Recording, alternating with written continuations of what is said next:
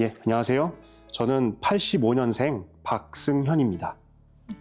안녕하세요. 저는 87년생 김현주입니다. 저희는 크리스천 메이트 소개를 만나서 결혼하게 되었고 21년 5월 30일에 첫 소개팅을 하고 21년 12월 11일에 결혼식을 올렸습니다. 예, 제가 이제 직장 생활을 하다가 군 입대를 해서 27살에 좀 늦은 나이에 입대를 했습니다. 그리고 2년 후인 29에 이제 군대 제대를 한 후에 바로 이제 크리스천 결혼 정보 업체 3군데를 가입을 했습니다. 근데 나이도 이제 곧 있으면 30이 거의 되기 때문에 크리스천 결혼 정보 업체 3곳에 가입을 해서 나름대로 배우자를 만나기 위한 노력을 해왔지만은 사실 애석하게도 결과가 좋지 못했습니다. 그러던 차에 이제 지인의 소개로 크리스천 메이트를 알게 되어서 진짜 여기가 마지막이다라는 생각을 하면서 가입을 했고요. 자, 만일 여기에서도 결실이 없다면 자, 하나님께서 사도 바울에게처럼 나에게도 독신의 은사를 예비해 두신 걸로 알자는 생각으로 가입을 하게 되었습니다. 네, 저는 이전에 교회에 다니면 집사님이나 권사님들이 결혼해야지 이렇게 말씀을 하시면 아, 네, 해야죠 이렇게 대답은 해왔는데 어느 순간 제가 진짜로 결혼을 하고 싶더라고요. 그래서 그때부터 좀 하나님 앞에 솔직해지기 시작하면서 하나님 저 결혼시켜주세요 이런 때를 쓰기 시작을 했어요. 그러면서 아, 어떻게 만남을 좀 가질 수 있을까 고민을 하다가 이제 나이가 있으니까 소개해주는 사람도 줄고 뭔가 제가 찾아서 하려니까 또 쉽지는 않더라고요. 네, 그런데 이제 제 친한 친구가 마침 이거를 하고 있었고 크리스찬 메이트를 하고 있었고 만나서 이야기하는 중에 이거 진짜 괜찮다. 그때 당시에 이제 제가 일도 하고 있었고 사역도 하고 있었고 그러면서 이제 굉장히 바쁜 시간을 보내고 있었기 때문에 이 중간에서 누군가가 이렇게 주선을 또 해주고 장소도 이렇게 몇 군데 정해서 알려주고 또 시간도 정해서 이제 제가 선택만 할 수 있게끔 알려주고 하니까 이 바쁜 일상을 사는 저한테는 너무 좋은 기회라는 생각이 들었어요. 그래서 주저없이 저는 바로 시작을 하게 됐습니다.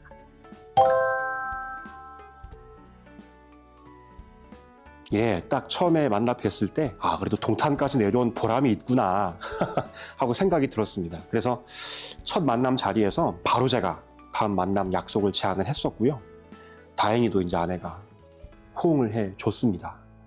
그리고 이제 헤어질 때에는 아내가 이제 먼 길 오시느라 고생하셨다 얘기하면서 올라가실 때 졸지 마시라고, 이렇게 드시면서 운전하시라고 쿠키까지 하나, 조그마한 걸 하나 이제 사줘서 저는 아주 기쁜 마음으로 콧노래 부르면서 귀가했던 기억이 납니다. 근데 저는 남편이 생각했던 거와는 정반대로 이제 우리 만남은 여기까지다. 너무 멀다. 나는 가까운 사람 만나고 싶은데 그래서 저는 처음부터 그냥 빨리 차나 한 잔 마시고 가자. 이제 이런 생각을 가지고 만남에 갔고 이제 도착을 했다 그래서 차에서 내려서 기다리는데 저는 약간 급한 성격이라서 이 사람도 빨리 내려서 저 있는 데로 와야 되는데 한참 자켓을 입고 막 옷 매무새를 만지고 저는 계속 서서 기다렸던 거예요. 그래서 좀 힘들다 이 생각을 하고 이제 카페 안으로 그때 들어갔죠. 그래서 차만 마시고 헤어지자 그랬는데 생각 외로 얘기가 너무 잘 통했어요. 근데 저희 관심사가 스포츠에 있어가지고 그때 남편이 일하는 곳에 빙상 스포츠 그죠? 이야기도 했던 것 같고 배구 이야기, 축구 이야기 이런 얘기하면서 시간이 좀 빨리 갔던 것 같고 그 마지막에는 제가 이제 가시면서 들으라고 CCM 하나를 추천을 해드렸어요.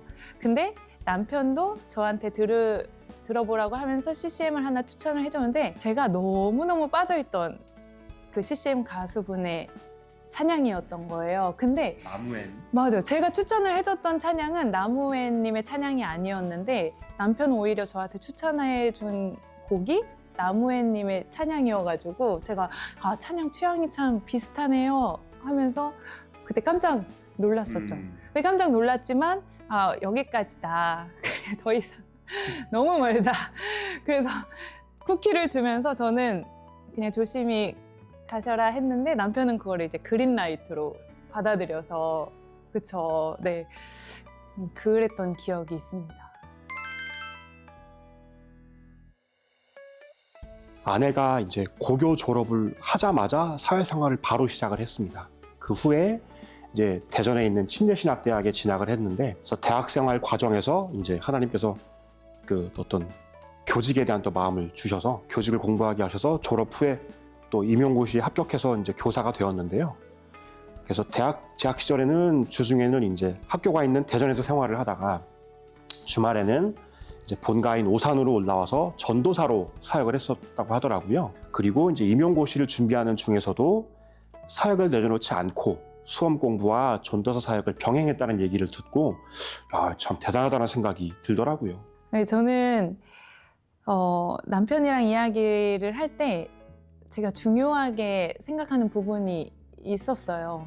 근데 이제 저는 사회생활을 꽤 오래 했다 보니까 사회생활을 하다 보면 하기 싫은 일도 있고 힘든 일도 있고 사람들이 좀 꺼려하는 일도 있고 이런 일들이 있는데 그럴 때마다 사실 믿는 내가 나서서 해야지라는 생각이 저는 있었거든요. 그래서 남편도 그런 사람이면 좋겠다라는 생각이 있었어요. 그래서 좀 손해보더라도 어렵더라도 남들이 하지 않는 일을 좀 나서서 기꺼이 할 수 있는 그런 마음의 여유가 있는 사람이면 좋겠다라는 이야기를 꺼냈는데 갑자기 그런 사람 여기 있다고 하면서 자기가 그런 사람이라고 네, 자신 있게 이야기를 하더라고요. 그러면서 어떤 상황에서 이렇게 했었다.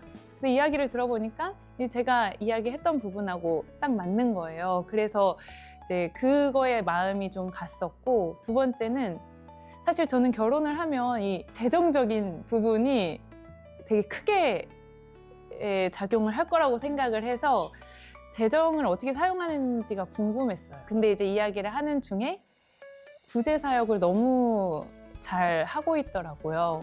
저도 그때 당시에 아이를 후원하면서 이제 선교사님을 돕고 있었는데 그런 거에 동의가 안 되면 사실 결혼 생활하는 데 있어서 좀 힘들 거라고 생각을 해서 근데 오히려 저보다 훨씬 더 잘하고 있고 남편의 어머님도 그런 구제 사역에 또 마음이 크셔가지고 이 사람이면 괜찮을 수도 있겠다라는 생각이 이제 두 번째 만남 때 네, 그때 들었던 것 같아요. 그런 모습을 보면서. 다들 너무나 잘하시는 말씀일 겁니다. 고린도후서 6장 14절 말씀에 보면은 믿지 않는 자와 멍에를 함께 매지 말라라는 말씀이 있지 않습니까? 근데 그 말씀이 정말 진리임을 제 주변 가족들이나 지인들의 사례를 보면서 정말 절감하게 되더라고요. 특히 이제 기독교 신앙을 갖고 있던 분이 그렇지 않은 분과 가정을 이루었을 때 신앙이 없던 분이 복음을 받아들여서 예수님을 영접한 경우를 저는 한 번도 본 적이 없습니다. 네, 오히려 신앙을 갖고 있던 분마저 그 신앙을 잃게 되는 경우가 대부분이었고요. 그리고 본인만 신앙생활을 하시면서 배우자의 구원을 위해 눈물로 기도하고 계시는 경우가 그나마 소수 있었습니다. 저는 나중에는 그런 생각까지 했습니다.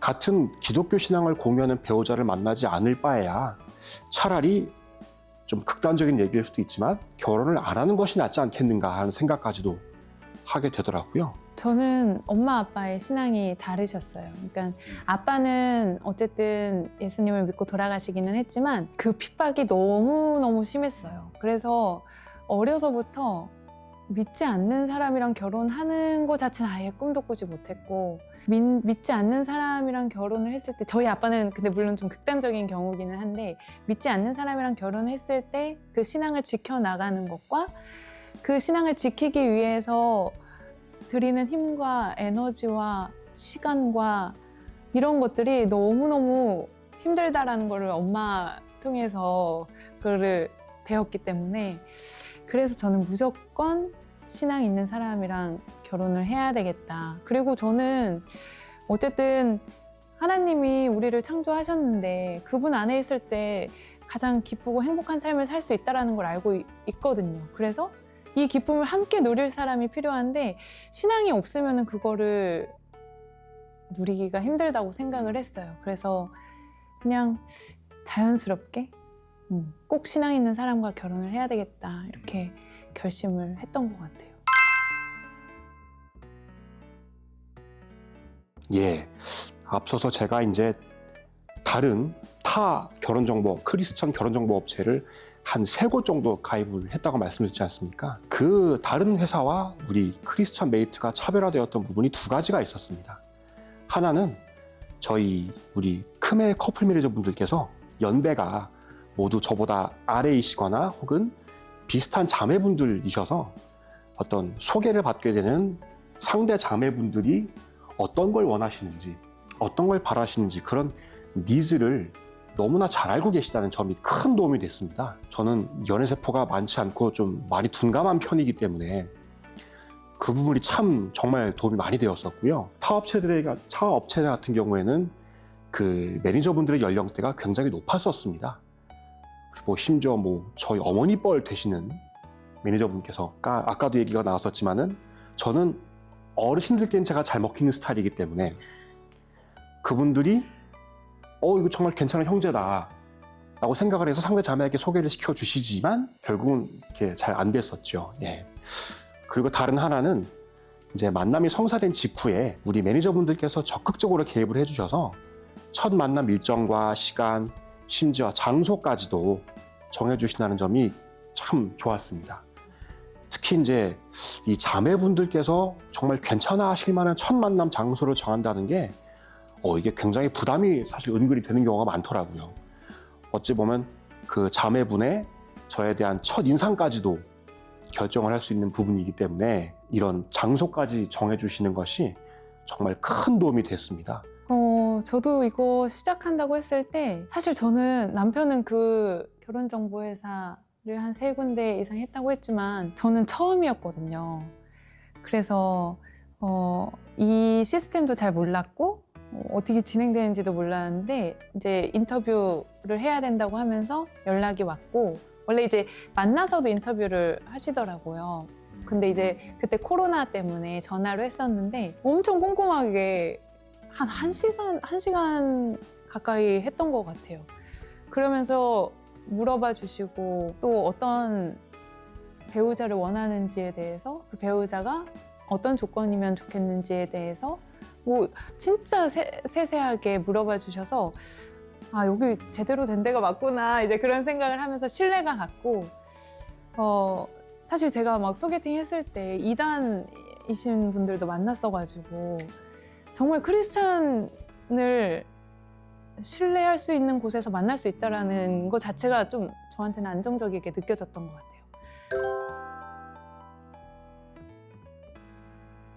예전에 우리 왜 카타르 월드컵 때 우리 대표팀이 16강 간 다음에 선수들이 왜 펼쳐 보였던 플래카드 중에 중꺾마라고 있었습니다. 중요한 것은 꺾이지 않는 마음. 그러니까 딱 어떻게 보면은 저의 케이스와 너무도 부합하는 문구가 아닐까 해서 그 말씀을 꼭 드리고 싶습니다. 중꺾마. 그러니까 저도 수많은 시행착오와 거절을 경험하면서 참 자존감도 많이 낮아졌었고 이렇게까지 꼭 되게 결혼을 해야 되는 건가라는 생각도 들더라고요. 그러면서 소위 말하는 현타가 오는 경우가 굉장히 많았었는데 그렇지만 하나님께서 예비하신 나의 반쪽이 어딘가에는 반드시 있을 것이라는 믿음을 갖고 아까도 사도 바울 얘기도 했었지만 하나님께서는 이 사도 바울에게 허락하신 독신의 은사는 여간에서는 우리 현대를 살아가는 우리 크리스천 형제 자매분들하고는 크게 해당이 없는 얘기로 봐도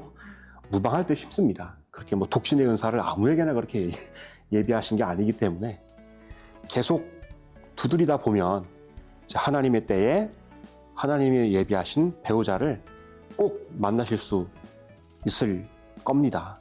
이미 크메를 가입하신 분들이나 혹은 가입을 망설이고 계신 분들 계시다면 한번 좀 도전해 보셨으면 좋겠고요. 좋은 결과 있으시기를 기원하겠습니다.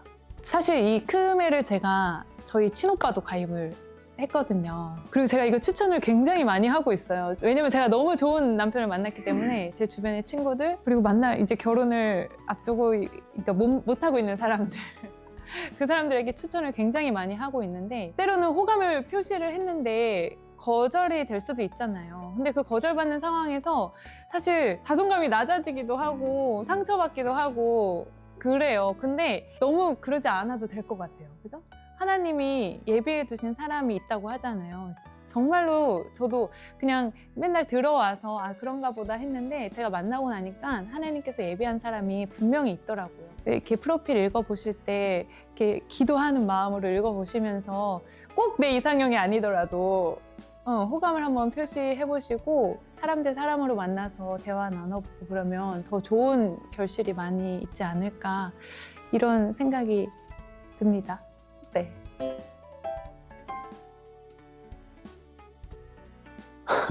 얘기하고 보니까 그러니까 막상 또 다 끝나는 마당이 되니까 괜히 쑥스럽기도 하고 네, 좀 너무 말이 많았나 싶기도 하고요. 예, 근데 뭐 어떤 식으로든 그런 말씀을 좀 자세하게 드리는 것이 좀 이 영상을 보시는 분들께 또 좀 도움이 되지 않을까 싶어서 조금 그렇게 좀 말이 많았었는데요. 어쨌건 뭐 조금이나마 뭐 저희 부부가 했던 이런 이야기들이 뭐 조금이라도 도움이 되셨으면 좋겠습니다. 하여튼 오늘 여기 뭐 메이크업 해주셨던 분들이나 우리 여기 다른 매니저분들, 우리 스태프들 고생들 정말 많으셨습니다. 네. 저는 이 크리스찬 메이트를 적극 추천합니다. 저는 너무 좋은 남편을 만났고 저희 오빠도 좋은 사람을 만날 거라는 확신이 있고 네, 그래서 많은 분들이 좀 하셨으면 좋겠다라는 생각이 있어요. 그래서 저도 주변에 많이 추천을 하고 있는데 믿는 사람을 만나서 이 믿음의 가정을 꾸린다는 게 정말 복된 일이잖아요. 그래서 촬영한 거 보시고 많이 긍정적으로 생각하셔도 좋을 것 같고 용기를 좀 내시면 저희를 보시고 용기를 내시면 좋겠습니다. 오늘 너무 고생 많으셨습니다. 사랑의 시작은 크리스찬 메이트.